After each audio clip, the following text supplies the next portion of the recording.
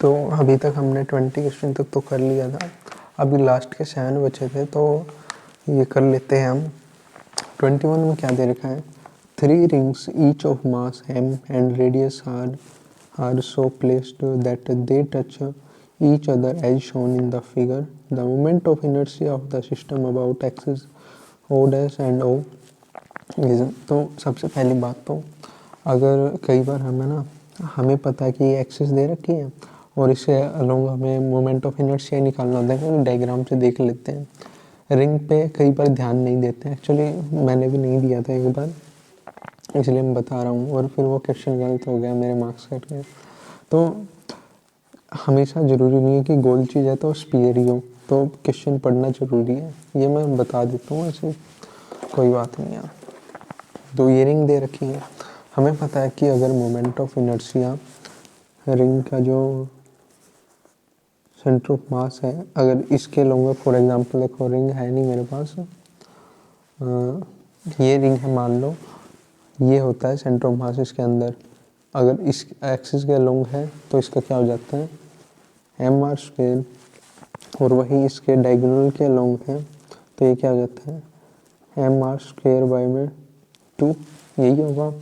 और मान लो इसके लॉन्ग है तो यहाँ से डिस्टेंस क्या होगा r, तो ये हो जाएगा mr स्क्वायर प्लस बाई में 2 प्लस के ये वाला है ना, मतलब कौन सी वो थ्योरम होती है, और पैरेलल या फिर परपेंडिकुलर, नाम एग्जैक्टली याद नहीं है, उसके अकॉर्डिंग एम आर स्क्वायर इसके साथ ऐड कर देंगे तो ये क्या बन जाएगा 3 mr स्क्वायर बाई में 2, यही होगा। अब इसने क्या दे रखा है, एक तो ये बना दिया और एक ये, और इसके लॉन्ग पूछ रखा है, तो इन सभी को अगर देखें तो पहले इसके अकॉर्डिंग देखते हैं। तो ये रिंग है, इसके यहाँ से पूछ रखा है तो इसका क्या हो जाएगा 3 बाई में 2 mr स्क्वायर। अब इसके अकॉर्डिंग देखते हैं तो क्या है, ये रिंग है, यहाँ से पूछ रखा है तो ये भी क्या होगा 3 बाई में 2 mr स्क्वायर, और इस वाली रिंग के क्या है ऐसे जा रहे हैं तो ये क्या होगा mr स्क्वायर बाई में 2।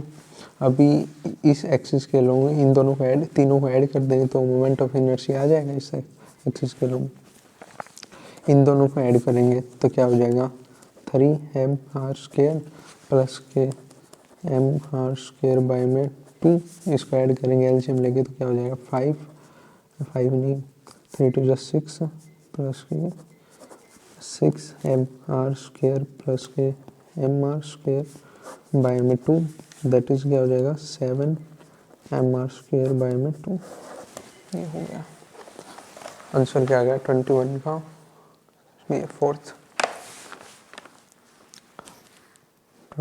21 का ये फोर्थ आ रहा है, दिख रहा है ना, 21 का फोर्थ आ गया। अब चलते हैं 22 में। 22 में क्या दे रखा है, in the figure shown below a metre stick, यानी कि लेंथ दे दी इसकी स्टिक की क्या है 1 metre of mass m is suspended to a horizontal position by 2 light strings attached at point A and B of the rod. The initial angular momentum of the stick if one of the string is cut।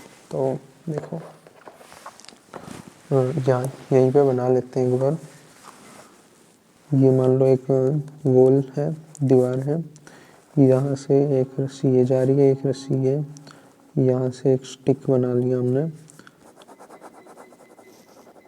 Stick, ठीक है, इतना ज़्यादा वो करने की जरूरत नहीं है। तो इसका मास क्या है m, और यहाँ पे बीच अगर सेंटर उसको देखें तो इसका सेंटर ऑफ मास क्या आ जाएगा, यहाँ कहीं पे आएगा लेंथ के l पे l बाई में 2, अगर इस पूरी की लेंथ l है तो l बाई 2 इसका कोऑर्डिनेट आ जाएगा cm का, निकालना चाहो तो निकाल भी सकते हो आप, बाकी l बाई 2 आ जाएगा। mg फोर्स इस पर लग रहा होगा नीचे, तो अगर हम टॉर्क को अगर वो करें, अगर इसको काट दिया तो ये नीचे कुछ जाएगा, और किस उससे जाएगा अल्फ़ा निकालना है, किस एंगुलर एक्सेलरेशन से निकालना है, तो इसके लिए हम फोर्स निकाल लेंगे। एक तो क्या हो जाएगा टॉर्क का फॉर्मूला क्या होता है आई अल्फ़ा, आई इसका मोमेंट ऑफ इनर्शिया फिर मास ऑफ इनर्शिया इसका, ठीक है। इजिकल टू एक दूसरा फॉर्मूला होता है आर परपेंडिकुलर फोर्स के, यहाँ पे आर परपेंडिकुलर तो ये वाला हो गया और फोर्स इसके परपेंडिकुलर ये एम जी। तो यहाँ पे अगर पुट करेंगे, क्योंकि देखो इस साइड के लोग हैं ना, तो आई यहाँ पे क्या हो जाएगा, अगर रोड है तो अगर यहाँ से लेके जा रहे हैं तो एम क्या है, मतलब आई क्या है, एम एल स्क्वेयर बाई में 12। लेकिन अगर साइड से जा रहा है तो हमें पता है एम एल स्क्वेयर बाई में 3। अगर ये याद नहीं है ना आपको तो वही याद करने पड़ेंगे, इनके बिना कुछ नहीं होगा इस चैप्टर में। अगर यहाँ पे वैल्यू पुट करेंगे तो एम एल स्क्वेयर बाई में 3 alpha is equal to r perpendicular, यानी कि यहाँ से सिर्फ यहाँ तक, क्योंकि फोर्स तो यहाँ पे लग रहा है ना, और यहाँ से यहाँ तक की लेंथ आ जाएगी एल बाई में 2, और फोर्स क्या है एम जी, एल से गया एक एल, और इसको इस साइड भेज देंगे, एम से जाएगा एम, और अल्फ़ा निकालना था तो फिर क्या आ जाएगा 3 बाई में 2 जी बाई में एल। आंसर क्या है, जी क्या दे रखा है, एल की वैल्यू तो 1 होती है, एल इसने दे रखा है ना मीटर स्टिक, इसका मतलब एल की वैल्यू है 1 और जी की वैल्यू होती है 5 मतलब 10। क्या हो जाएगा 3 बाई में 2 इंटू में 10 इंटू में 1, ये तो कट जाएगा, ऐसे ऐसा कुछ मतलब ही नहीं। 5 3 इंटू में 5 क्या हो गया 15, क्योंकि एंगुलर एक्सेलरेशन है तो इसकी यूनिट क्या आ गई 15 रेडियन, और एक्सेलरेशन में बाई में सेकंड स्क्वायर होता ही है, ये आ गया थर्ड। आंसर क्या आ गया 22 का थर्ड, क्या आ गया 22 का थर्ड ये आ गया। अब चलते हैं भाई 23 पे, 23 के लिए दूसरा पेज निकाल लेते हैं एक बार।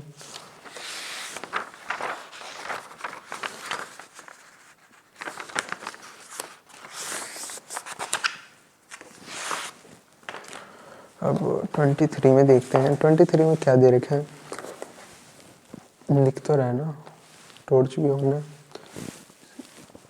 ठीक है। 23 में क्या है, 23 में दे रखा है a particle of mass 1 kg is moving along the line y is equal to x plus के 3 x and y in metre with speed दे रखी है v क्या दे रखी है 3 मीटर पर सेकेंड, मास दे रखा है 1, the magnitude of linear momentum of the particle about origin. तो इसके लिए भाई एक मिनट, इसके लिए हम क्या कर लेंगे, इसको कंपेयर करेंगे y is equal to m x plus k c से। तो अगर इससे कंपेयर करेंगे तो c की वैल्यू क्या आ रही है 3 और m की वैल्यू आ रही है 1। तो इसके लिए तो डायग्राम बनाएंगे, तो अगर सिर्फ यहाँ से निकालनी, अगर यहाँ से निकल रही होती तो m x y is equal to m x होता, लेकिन ये जा रही है यहाँ कहीं से, क्योंकि सी भी आ रहा है ना, 1 2 3 3 यहाँ कहीं पे होगा मान लो एक बार के लिए, तो इसकी वैल्यू क्या आ जाएगी M x plus k C is equal to Y, ठीक है। यहाँ पे 3 है, और अगर देखें वैसे भी अगर देखना चाहो तो जैसे हमने शायद 8th या फिर 9th उसमें क्लास में पढ़ा होगा ना, एक बार y की वैल्यू 0 पुट कर लो और एक बार x की वैल्यू, तो इनकी वैल्यू आ जाएगी y is equal to 0, let y is equal to 0, तो यहाँ पे क्या होगा 0 is equal to x plus k y, तो x प्लस के 3, x इजकल टू माइनस के 3, यहाँ पे क्या होगा माइनस के 3, और ऐसे ही लेट x इजकल टू 0, यहाँ पे y 0 है ना, और यहाँ पे x मतलब यहाँ पे y 0 और यहाँ पे x 0 है, x की वैल्यू यहाँ पे 0 पुट कर दी तो क्या हो गया y is equal to f x plus के 3 था, ये 0 हो गया y इजकल टू 3। यहाँ से ये भी पता चल रहा है ऐसे, तो इसको तो हटाओ अब। तो अब हमें पता है कि जो क्या निकालना क्या है भाई, एंगुलर मोमेंटम पूछ रखा है, एल की वैल्यू क्या होती है आर परपेंडिकुलर, और पी क्या होता है लीनियर मोमेंटम, लीनियर मोमेंटम इतना पता है हमें, लीनियर मोमेंटम यानी कि एम वी आर, ठीक है। आर परपेंडिकुलर क्या होगा, यहाँ से परपेंडिकुलर एक तो इस साइड जा सकता है, एक बिल्कुल, क्योंकि देखो लाइन तो इस साइड है ना, तो इसके परपेंडिकुलर यहाँ कहीं पे आएगा, ठीक है। और अब निकालेंगे तो एक चीज़ देखो, एम दे रखा है और हमें पता है tan theta equal to m होता है, तो यहाँ कहीं पे ये एंगल क्या होगा 45 डिग्री, ठीक है। क्यों, अब पूछ रहे हो क्यों आया यहाँ पे 45, क्योंकि एम की वैल्यू 1 है ना, और 10 1 कहाँ पे होता है 45 डिग्री में, ठीक है। ये आ गया 45, तो क्या इसको अगर ये 45 है तो अपोजिट, क्योंकि इसके अपोजिट तो ये है 45 डिग्री यहाँ पे आ गया, और ये पूरा 90 है तो ये वाला भी क्या आ गया 45 डिग्री। हमें इतना समझ में आ रहा है। तो अब इसको यहाँ पे बना लेते हैं एक बार के लिए दोबारा से समझने के लिए, क्योंकि वहाँ पे तो अब यार खिचड़ी बन गई है। तो ये बन गया यहाँ पे, ये 3 है, ये 3 है, हमें वैल्यू निकालनी है इसकी। ये 45 दे रखा है, इसको कैसे निकाल लेंगे। सोचना तो ये पड़ेगा, कैसे निकालें भाई। ये अगर ये परपेंडिकुलर है तो इसको सिर्फ इस वाले को यहाँ पे ऐसे बना लेंगे, ठीक है। ये वाला नीचे हो गया बेस, ये परपेंडिकुलर, और ये एंगल दे रखा है हमें 45। अगर ये 45 है और ये 90 है तो ये भी क्या होगा 45, ठीक है। और ये 3 है, तो हमें निकालना क्या है, हमें निकालना है ये बेस, कि बेस तो यही हो जाएगा। और हमने शायद पहले पढ़ा था ना 10th में जब ट्रिग्नोमेट्री पढ़ी थी, तो एक ट्रिक से हमने याद किया था, पाकिस्तान बर्बाद पाकिस्तान हिंदुस्तान हरा भरा। इस ट्रिक का फ़ायदा ये हुआ कि पाकिस्तान तो बर्बाद हो ही गया है और हिंदुस्तान हरा भरा तो चलो नहीं हुआ है, अब तो प्रदूषण ही प्रदूषण हो चुका है हर जगह। लेकिन ऊपर वाला जो ये ना स्टार्टिंग वाली लाइन हमने कुछ ज़्यादा ही बोल दी होगी, इसलिए पाकिस्तान तो हो गया भाई बर्बाद। कुछ नहीं पता होता, देखे ना इनकी जियो पॉलिटिक्स वगैरह, तो किस देश की कब अच्छे दिन स्टार्ट हो जाए कुछ नहीं पता रहता। अपने ही देख लो यार, ठीक है। एस जयशंकर जैसे इंसान मिलने मुश्किल ही है। तो अगर यहाँ से देखें बेस निकालना, हमें हाइपोटेनियस पता है, बेस और हाइपोटेनियस का पता है, तो यहाँ से निकाल लेंगे हम क्या कोस थीटा होता है, ये कोस 45 इक्वल टू क्या है बेस बाय में हाइपोटेनियस। और यहाँ से अगर देखें तो कोस 45 की वैल्यू क्या होती है 1/√2, बेस निकालना है और हाइपोटेनियस क्या है, हाइपोटेनियस ये रहा 3, इसको भेजेंगे तो बेस की वैल्यू क्या आ गई 3/√2। और दूसरी बात, अगर ये आ गया ना, ये बेस तो यही है, अगर देखो ये ऐसे बना रखा था, इसी को उठा के अगर यहाँ पे पुट कर दे तो यही तो बन रहा है ना, बेस ये बन रहा है कि देखो ये 90 डिग्री है, ये 45 आ गया था यहाँ से, ठीक है, क्योंकि देखो ये पूरा एंगल 90 डिग्री है। अगर ये 45 है तो ये 90 माइनस के 45 करें तो ये 45 आ गया। और यहाँ से देखेंगे एक एंगल, उसमें ट्रायंगल में तीनों एंगल का सम कितना होता है 180 डिग्री। अगर इन सभी को निकालेंगे तो ये भी 45 आ जाएगा। अब इतनी मैथ तो यार सभी को आती होगी, और ये आ गया तो यही तो था आर परपेंडिकुलर। इसमें अगर पुट करेंगे हम वैल्यू तो क्या होगा r m v is equal to क्या था यार, यहाँ पे आर परपेंडिकुलर की वैल्यू क्या आ गई 3/√2, एम कितना दे रखा था 1 और वी 3, तो ये क्या आ गया 9/√2। और के जी, क्योंकि एम वी और मीटर भी आ जाएगा, के जी मीटर और मीटर पर सेकंड, मीटर स्क्वायर पर सेकंड, ऐसा कुछ यूनिट आ जाएगी शायद। हाँ देखो ये रहा ना के जी मीटर सेकंड। हाँ अगर यूनिट भी यार पता है फॉर्मूले से निकाल लेनी चाहिए, वरना कई क्वेश्चन में आ जाते हैं, शायद यूनिट एंड डायमेंशन वाले में आएंगे। 23 का क्या है 23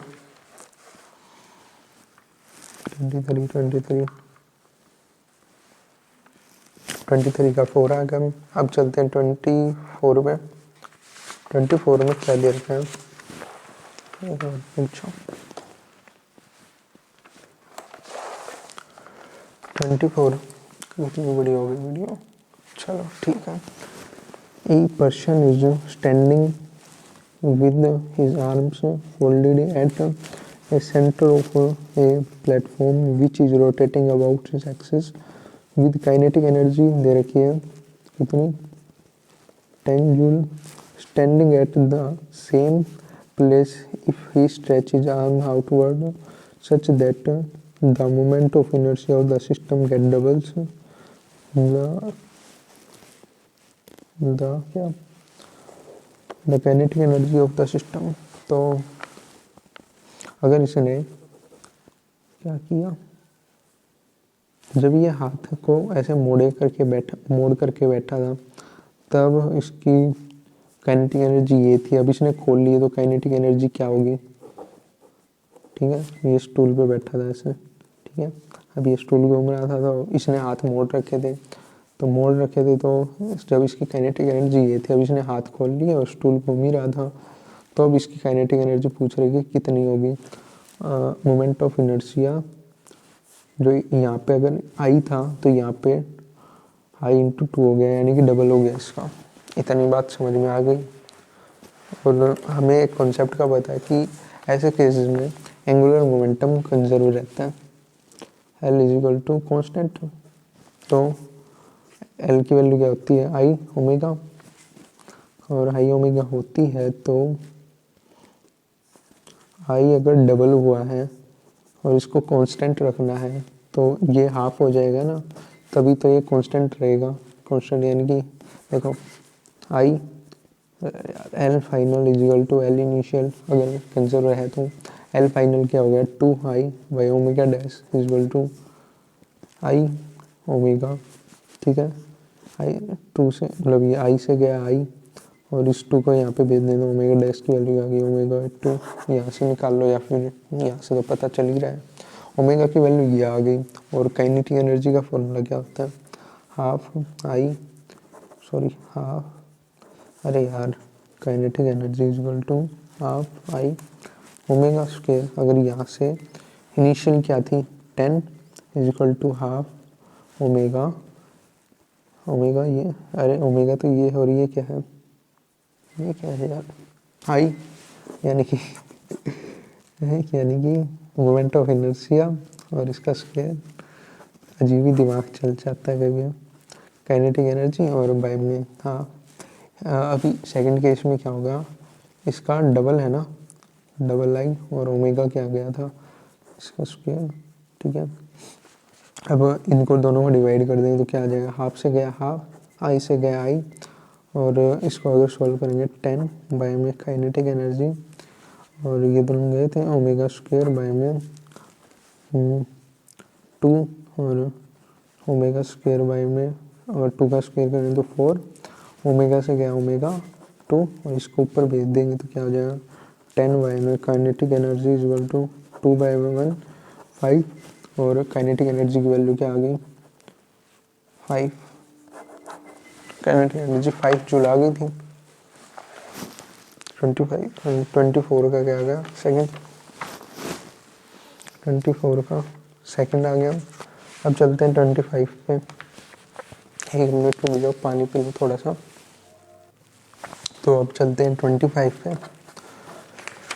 25 का क्या है, 25 में दे रखा है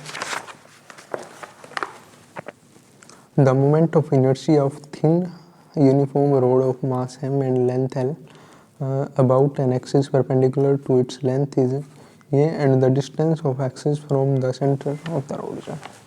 तो एक रोड बना लिया हमने और इसके मास दे रखा है m और लेंथ क्या दे रखी है l, क्या समझ में आ गया।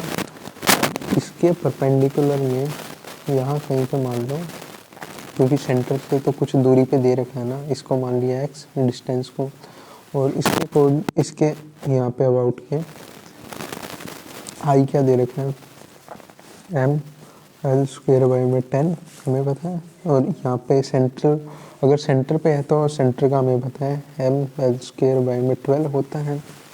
और कौन सी थ्योरम होती है वो परपेंडिकुलर या फिर पैरेलल जो थ्योरम होती है, एक्जैक्टली नाम याद नहीं है मुझे अभी फ़िलहाल के लिए यार। तो इसके अकॉर्डिंग क्या हो जाता है, अगर इसकी डिस्टेंस पे अगर निकालनी हो तो क्या हो जाता है ml² बाई में 12 प्लस के mx² is equal to ml² by में 10। अगर यहाँ से निकालेंगे तो m सभी में कॉमन है, काट देंगे ऐसा कैसा, और तो इसको इस साइड भेज देंगे तो x² is equal to l² by में 10 माइनस के l² बाई में 12। l बाहर निकाल लेंगे, l² कॉमन निकाल लेंगे ना, x² is equal to l² by 1 by 10 minus का 1 बाई 12। और एलसीएम लेंगे तो क्या हो जाएगा l² बाई में 120 और यहाँ पे क्या हो जाएगा 12 माइनस के 10, यहाँ पे क्या होगा equal to x² is equal to l² by में 2 बाई में 12 120, सॉरी यार 120 ये कट जाएगा तो 60। x इजिकल टू, क्योंकि अंडर रूट कर देंगे दोनों साइड अब, तो क्या हो जाएगा यहाँ पे x बच जाएगा और ऐसे ही यहाँ पे l बाहर आ जाएगा और नीचे क्या बच जाएगा अंडर रूट के 60, ये आ गया। और x की वैल्यू पूछ रखी थी हमें, लेकिन ऑप्शंस में देखो, सॉरी यार एक मिनट, ऑप्शंस में देखो क्योंकि यहाँ पे अंडर रूट 60 कहीं पे दिख नहीं रहा, तो इसमें क्या कर लेंगे अंडर रूट 60 को निकाल लेंगे एक बार। 60 क्या होता है 15 4 जा 16, और इसको क्या लिख सकते हैं हम 15 इंटू में 2 की पावर 2, और यहाँ से अगर देखें तो l बाई में अंडर रूट 15 इंटू में 2 की पावर 2, तो 2 बाहर आ जाएगा, l बाई में 2 अंडर रूट के 15 x इजिकल टू ये आ गया। और यही पूछ रखा था हमें, तो आंसर क्या आ गया 25 का, 25 की वैल्यू आ गई फर्स्ट आंसर क्या आ गया 25 का फर्स्ट। 6 का क्या है, two ring have their moment of inertia in the ratio of 2:1 and their diameters in the ratio of their respective masses will be। तो इसने क्या दे रखा है 2 rings of inertia।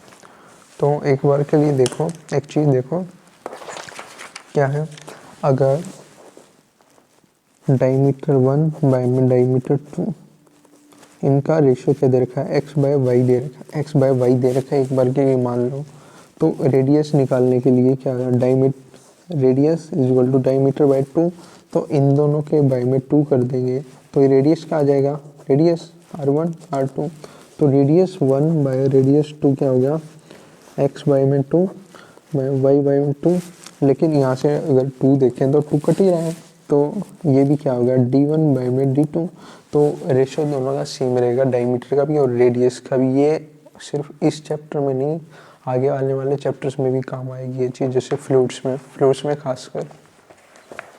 तो देखते हैं अब कहाँ पे गया, डायमीटर का रेशियो दे रखा है और साथ में दे रखा आई का मान।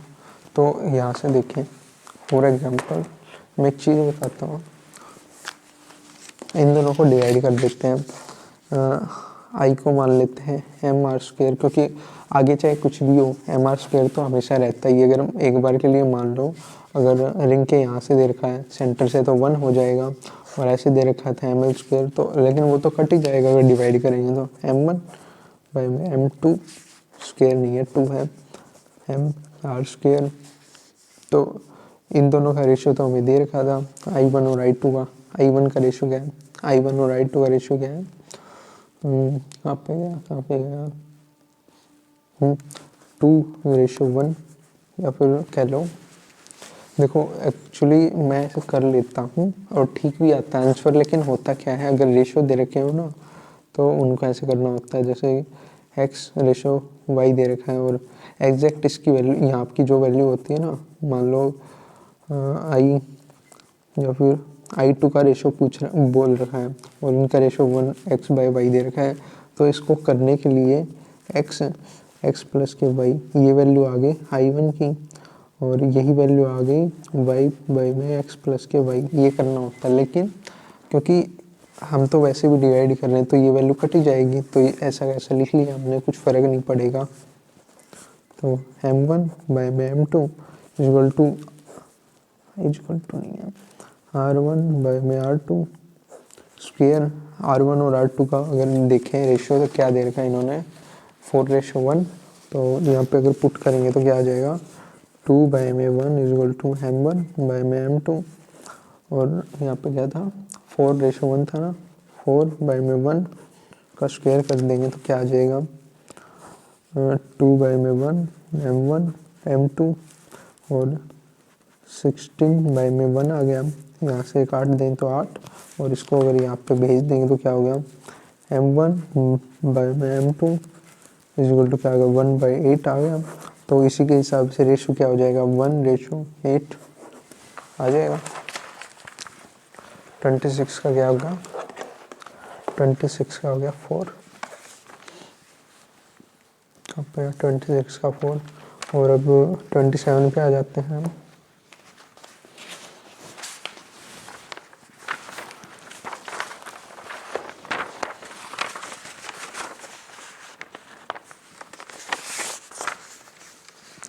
तो 27 में क्या है, E particle of mass m is projected with the speed u। एक मिनट, वीडियो चल रही है ना, चलता रही है, चलो। A particle of mass m is projected with the speed u at an angle theta with the horizontal. The magnitude of the torque on the particle above the point of projection when the projectile is at highest point। तो एक चीज़ देखो, कहाँ पे गया pen. तो इसने क्या देखा है, एक पार्टिकल था, उसको ऐसे फेंक दिया, प्रोजेक्टाइल में तो ऐसे ही होगा, किस एंगल से, एंगल क्या दे रखा है थीटा। तो अगर इसको थोड़ा सा बड़ा डायग्राम बनाया, मैंने गलती से थोड़ा छोटा ही बना दिया, तो ऐसे कुछ बन जाएगा। यहाँ कहीं पे हाईएस्ट पॉइंट होगा इसका, हाईएस्ट पॉइंट पे मास तो m था ही, तो यहाँ पे फोर्स क्या लग रहा होगा mg और फोर्स इस डायरेक्शन में है। तो और हमें पता है कि इसने क्या पूछ रखा है, इसने पूछ रखा है मैग्नीट्यूड ऑफ टॉर्क। टॉर्क की वैल्यू क्या होती है r नॉट f, ठीक है। ये परपेंडिकुलर होना चाहिए, तो या तो इस डायरेक्शन में आएगा या फिर इस डायरेक्शन में। अगर यहाँ से देखिए ये वाली हाइट निकालने तो गलती हो जाएगा, फोर्स तो यही हो गया ना mg। तो torque is equal to r mg आ गया, फोर्स की वैल्यू तो mg दिख ही रही है, एक ही फोर्स लग रहा है mg। तो अगर यहाँ पे देखें तो डिस्टेंस यहाँ कहीं पे आएगा, ये वाला डिस्टेंस चाहिए हमें। और अगर इस पूरे का देखें तो ये वाला क्या हो जाता है r, यानी कि रेंज। अगर रेंज का फॉर्मूला देखिए तो रेंज का फॉर्मूला क्या होता है u का स्क्वायर साइन 2 थीटा बाई में g, यही होता है। अगर इसको खोल लेंगे एक बार के लिए तो क्या हो जाता है 2 u का स्क्वायर, u क्या हो जाता है इनिशियल वेलोसिटी, ठीक है। और साइन 2 थीटा क्या हो जाता है sine theta cos theta by में जी, यही होता है। और इसका अगर हाफ कर देंगे हम, यानी कि डिवाइड कर देंगे हाफ से, तो ये वैल्यू आ जाएगी, क्योंकि कंप्लीट तो ये है। अगर इसका हाफ कर दिए तो ये r/2 आ गया। तो अगर यहाँ पर देखें तो इससे कट जाएगा u का स्क्वायर बाई में sine theta cos theta by में जी, ये तो ऐसा कैसा आ गया। और मल्टीप्लाई में m जी आ गया, जी से जी गया, तो टॉर्क क्या आ गई m u square sine theta cos theta, ठीक है। ये आ गया आंसर। अब देखते हैं m u स्क्वायर साइन, पहले ही आंसर, ठीक है। 27 का फर्स्ट। तो वही इसी के साथ इसका सेक्शन 1 कंप्लीट, सेक्शन जो ये है वो कंप्लीट हो गया NCERT MCQs वाला। अगर आगे वाले चैप्टर जैसे सेक्शन B हो गया और सेक्शन C हो गया प्रीवियस ईयर वाला, अगर उस पर वीडियो चाहिए तो भाई कमेंट करना पड़ेगा। कमेंट आपके कुछ आते ही नहीं है, वीडियो तो देख लेते हो, मजे मजे ले लेते हो बस। तो कमेंट करना पड़ेगा, कमेंट नहीं करोगे तो मैं नहीं लाऊंगा वीडियो, ठीक है। बस इसके साथ वीडियो समाप्त होती है, और वीडियो अच्छी लगी तो भाई कमेंट कर देना।